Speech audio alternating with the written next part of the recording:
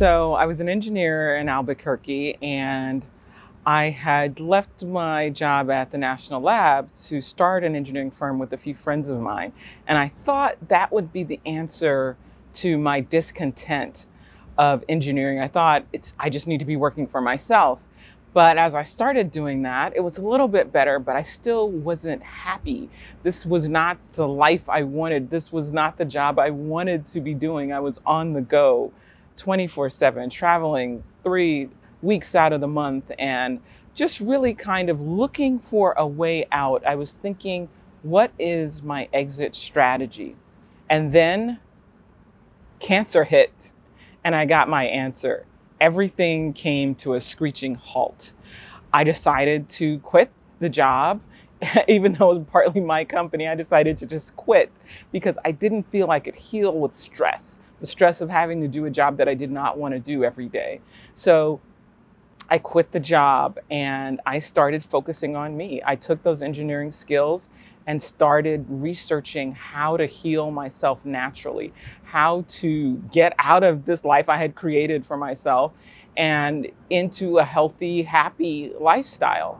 And so every day I started researching and studying, and what I came upon was a lot of answers of how the body works and how the food that I eat had the greatest impact on my health outcome. So I switched to a plant-based diet based on the research. I was able to figure out a nutrition and supplement plan for myself.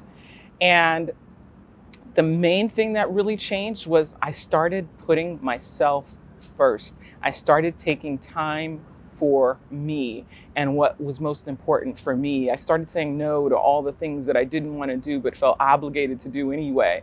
I just decided I was going to use cancer as my way out and nobody would question me. And that's exactly what I did. I only did what I loved and what I wanted to do every day.